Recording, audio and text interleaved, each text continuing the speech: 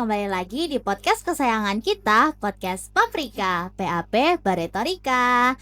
Nah teman-teman, akhirnya podcast Paprika hari ini hadir lagi tentunya dengan obrolan-obrolan seru dan menarik dari narasumber kita hari ini. Nah, tapi teman-teman sebelum itu, izinkan aku perkenalkan diri dulu. Aku Diska dan aku yang akan memandu jalannya podcast hari ini bersama narasumber kita yang luar biasa hari ini. Halo Kak Aldi. Halo.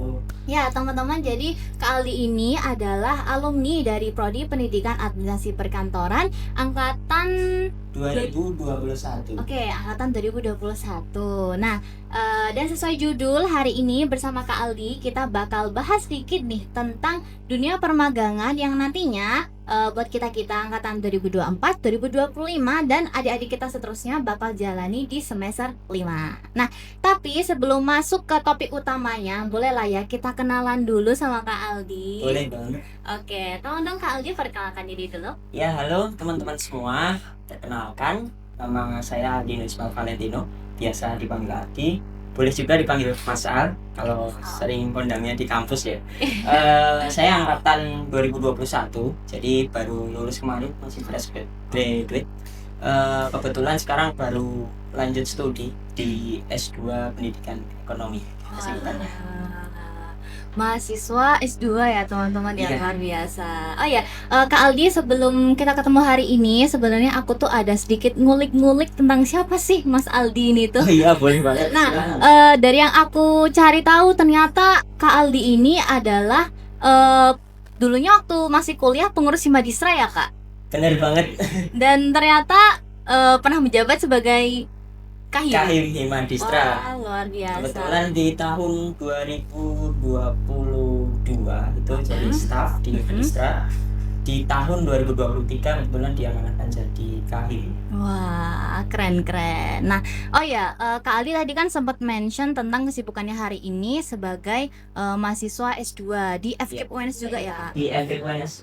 Oke. Nah, kalau boleh tahu dulu waktu masih di PAP, waktu masih sarjana 1 ya, Ya. itu tuh magangnya dulu di mana ya, Kak? Kebetulan dulu di PAP, kalau di program studi PAP kan ikutnya magang MBKM ya teman-teman semua. Jadi di magangku dulu itu aku magang yang di profesi itu di magang sebagai resepsionis atau front office di hotel loji. Kemudian juga magang kebetulan di fakultas juga, jadi staf admin di unit penjaminan mutu FKUNS. Itu aku masukkan ke program magang MBKM di Prodi. Oh, oke. Jadi di PAP itu kalau boleh tahu magangnya tuh di semester 5 dan 6 ya, apakah benar itu? Iya, betul banget. Kan kalau di PAP kan ada program magangnya itu di semester 5 ada MBKM KWU dan juga profesi, kemudian di magang AP-nya di semester 6. Oh, oke. Berarti magangnya 2 kali ya teman-teman, di semester 5 dan semester 6. Nah, terus nih Kak Aldi, aku mau tanya, selama Kak Aldi magang, menurut Kakak seberapa efektif sih ilmu yang dari kampus itu bisa dipakai di dunia magang gitu? Dan apakah ada waktu di mana Kakak itu merasa kayak waktu magang itu tuh kayak wah, ternyata ilmu dari kampus tuh nggak cukup gitu buat di sini gitu? Oke, teman-teman semua, jadi kalau dikatakan seberapa efektif buat ilmu dari kampus sebelum mungkin kita magang ya, kalau dikatakan efektif mungkin bisa dibilang sangat efektif dengan adanya ilmu dari kampus. Kita diberikan adanya konsep, teori dasar terlebih dahulu, itu sangat efektif. Tetapi mungkin jika kita berbicara pada dunia kita ke depan, kita akan menghadapi masa di mana kita akan bekerja, banyak sekali tantangan, maka kita diperlukan ataupun kita memerlukan untuk sebuah pengalaman yang bisa mendorong kita supaya siap di dunia kerja. Itu jawabannya ada di program magang yang kita jalankan. Jadi bagaimana kita bisa mengkombinasikan antara teori, ilmu yang kita dapatkan di dalam dunia kampus. Mungkin di PAP ada di semester 1 sampai dengan 4 kita diberikan bekal teori oleh dosen kita. Nah, itu menjadi bekal untuk kita menaikkan kapasitas pengetahuan kita. Kemudian kita masuk ke semester 5, semester 6, kita diberikan bekal untuk mengikuti program magang. Nah, di situ kita bisa mencari pengalaman dan bisa mempersiapkan diri supaya nantinya ketika di dunia kerja itu kita bisa lebih siap dan juga tidak kaget istilah. Iya. Berarti sebelum magang itu tentunya ada ekspektasi sendiri ya, Kak? Tentunya kalau sebelum magang itu pastinya ada ekspektasi yang mungkin kita harapkan dari adanya magang. Oke. Berarti dulu sebelum magang itu ekspektasi Kak Aldi sendiri tentang dunia kerja itu kayak gimana? Kalau berbicara tentang dunia kerja, mungkin ekspektasiku tuh dunia kerja itu pasti dunia yang cukup berat ya. Kalau kita lihat dunia yang penuh tantangan, dunia yang penuh akan problematika di dalamnya, di mana kita harus siap dengan dunia yang mungkin kerja secara profesional. Kita harus dituntut dengan struktur yang lebih yang lebih terarah. Jadi bagaimana kita ini harus bisa menyesuaikan diri terhadap adanya keseluruhan dari tuntutan profesionalitas itu tadi. Jadi ekspektasinya ya tentu saja ternyata harapanku itu kedepannya itu dunia pekerjaan ini pasti akan berjalan secara profesional. Oh ya, oke. Dan dari situ ada nggak sih bagian dari maksudnya pengalaman dari Kak Aldi yang kayak ekspektasinya tuh malah dipatahkan sendiri gitu sama realita nyata saat Kak Aldi magang dan bahkan mungkin nanti kerja gitu? Oke, kalau kita lihat terkadang apa yang sudah kita ekspektasikan ini biasanya mungkin malah membuat kita cenderung berharap lebih terhadap adanya dunia kerja yang seperti kita inginkan. Ternyata setelah kita terjun di dalam dunia magang, apa yang kita ekspektasikan itu ternyata tidak selalu dengan sesuai yang kita harapkan. Ternyata di dunia magang ataupun dunia kerja itu banyak sekali mungkin hal-hal yang berbeda. Pada contohnya banyak pekerjaan yang mungkin sebetulnya ini job deskku ternyata dalam pekerjaan kalian harus bisa menyesuaikan dengan adanya pekerjaan-pekerjaan yang ada di situ, dengan adanya tuntutan job desk yang ada di situ. Kalian harus bisa multitasking, kalian harus bisa menyesuaikan diri lah, harus bisa bersiap. Bagaimana fleksibilitas ini benar-benar dituntut di dunia pekerjaan. Kalian misalkan kalian hanya berekspektasi terhadap satu pekerjaan saja, kalian berekspektasi mengerjakan satu pekerjaan saja. Ternyata ketika di realita kalian akan dituntut mengerjakan banyak hal. Itu sering sekali terjadi di dalam dunia kerja dan dunia magang. Oh, berarti di dunia kerja tuh emang pressure-nya gede banget ya, Kak? Iya, betul sekali. Beda sama kuliah yang mungkin kita tuh kayak ya udah kita ngerjain tugas dari dosen kayak gitu, dan itu tugas kita sendiri bukan tugas orang lain ya. Iya. Gitu. Nah, kalau gitu selama magang tuh kira-kira ada nggak sih tantangan lain gitu yang Kak Aldi rasakan selama magang dulu waktu masih kuliah? Oke, kalau berbicara tentang tantangan nih, kalau misalkan di dunia magang itu tantangan yang sering dihadapi adalah tantangan bagaimana kita menyesuaikan diri dengan adanya lingkungan di dunia kerja itu. Bagaimana kita bisa beradaptasi, bagaimana kita bisa masuk ke dalam dunia ataupun lingkungan mereka. Terkadang itu hal yang menjadi beban, menjadi kesulitan bagi setiap mungkin mahasiswa yang bersiap untuk dunia kerja. Ini menjadi salah satu tantangan bagaimana kita harus bisa fokus terhadap apa yang ingin kita dapatkan. Sebenarnya magang ini saya ingin mendapatkan apa sih? Nah, itu kalian harus bisa menjawab tantangan dari setiap permasalahan yang kalian hadapi di dalam dunia magang. Jadi kalian harus bersiap dengan seluruh proses yang ada di dalam dunia magang, karena ketika kalian membayangkan dari sini pun kalian baru semester 4, semester 3, kalian baru bisa berekspektasi membayangkan ketika nanti dunia kerja itu seperti ini. Padahal ketika kita terjun langsung di dunia kerja, ketika magang itu pasti akan menghadapi berbagai tantangan yang ada. Jadi kalian harus bersiap sedini mungkin, kuasai apapun tentang teori, konsep dasar, itu harus kalian kuasai, karena nantinya ketika kalian melakukan penerapannya, terjun langsung di dunia magang, kalian sudah siap untuk menjawab tantangan tadi. Oh, oke oke oke. Nah, setelah tahu nih tantangan-tantangan selama magang itu, kira-kira ada nggak sih pengalaman yang bikin Kak Aldi ini merasa kalau pandangan Kakak tentang dunia kerja tuh berubah gitu? Oke, tentu saja dengan adanya magang ini, kebetulan juga dengan adanya program MBKM di program studi ini sangat membantu sekali terhadap saya dan juga mungkin teman-teman saya dan kakak tingkat saya di sana yang sudah menjalani program magang, di mana kita mulai bisa mendapatkan sebuah pandangan ke depan.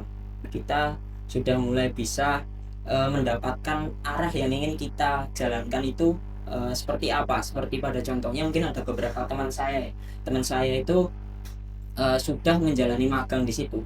Kemudian dia itu menjalankan magang dengan sangat baik sehingga dia bisa direkrut untuk menjadi pegawai di dalam perusahaan tersebut. Ini menjadi salah satu contoh bagaimana kita tidak hanya sekedar masuk ke dalam program magang, tidak hanya sekedar mengerjakan tugas dan hal lain sebagainya, tetapi kita belajar di sana dan kita menunjukkan bahwa ini loh diri kita ketika program magang, bahwa kita layak untuk bisa bekerja di dalam perusahaan ini. Jadi kita harus bisa membuktikan apa yang kita bisa di dalam perusahaan tersebut. Jadi tentu saja dengan program magang itu sangat menjadi menjadi persiapan yang lebih lah untuk kita masuk ke dunia kerja.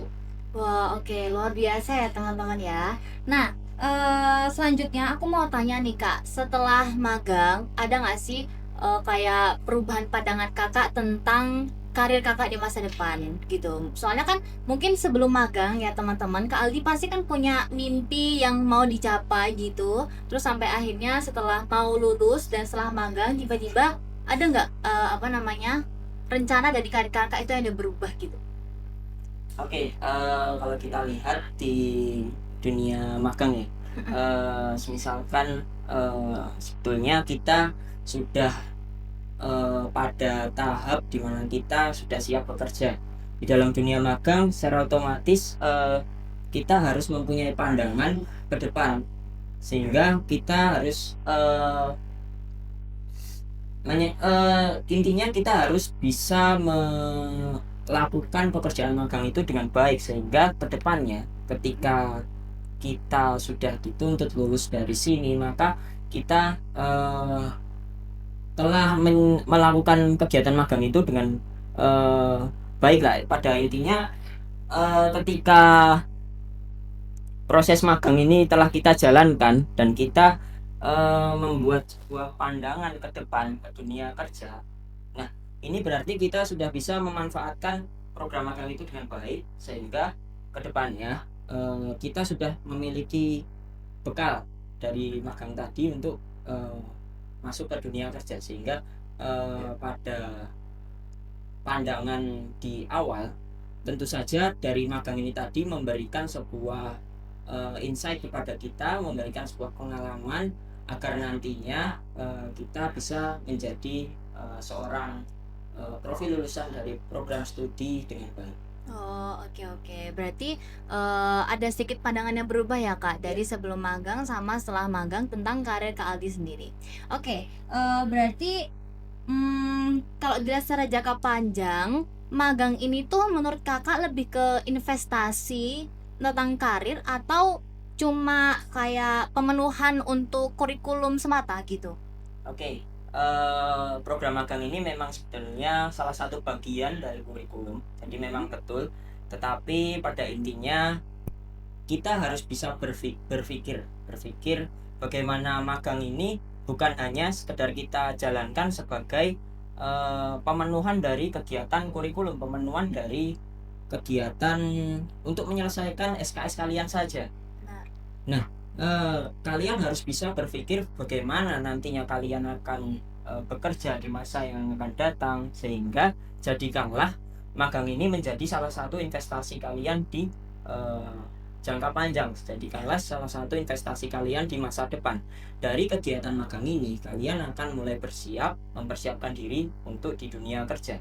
Sehingga manfaatkanlah, pada intinya manfaatkanlah program magang yang kalian jalankan dengan baik, karena ketika kalian bisa memanfaatkan dengan baik, bisa mendapatkan segala pengalaman yang ada, misalkan soft skill, melatih komunikasi di dalamnya, menyelesaikan segala permasalahan, kemudian terjun langsung berkomunikasi dengan atasan. Ini menjadi salah satu salah satu senjata bagi kalian nantinya kalian menghadapi dunia kerja, sehingga kalian sudah bersiap sedari awal dan menjadikan magang itu sebagai investasi jangka panjang bagi kalian. Oke, jadi selama magang tuh emang kita harus all in ya Kak. Kita Betul harus sekali.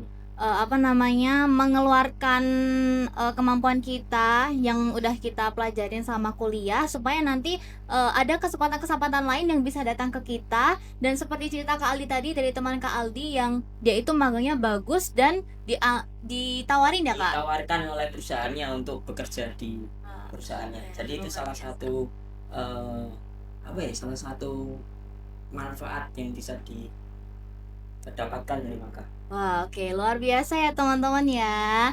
Nah, gimana nih Pak Friends? Udah kebayang belum gimana sih tentang magang itu? Nah, oke. Sungguh sebenarnya cerita yang sangat berkesan buat aku dari Kak Aldi, karena aku bisa dapat insight yang benar-benar benar-benar baru gitu. Aku jadi punya pandangan tentang oke, ternyata dunia magang tuh kayak gitu, dan kita memang harus all in. Kita harus mengeluarkan semua kemampuan yang kita miliki selama magang, supaya kita bisa dapat kesempatan-kesempatan lain yang bisa membuka karir kita. Oke. Nah, mungkin sekian aja teman-teman obrolan kita. Mungkin buat teman-teman yang ada pertanyaan lagi tentang dunia permagangan, mungkin bisa ya ditanyain ke Kak Aldi. Silakan yang mau tanya-tanya boleh. Oke. Nah, kalau gitu aku izin pamit diri bersama Kak Aldi dan juga teman-teman yang ada di sini. Terima kasih sudah menonton. See you.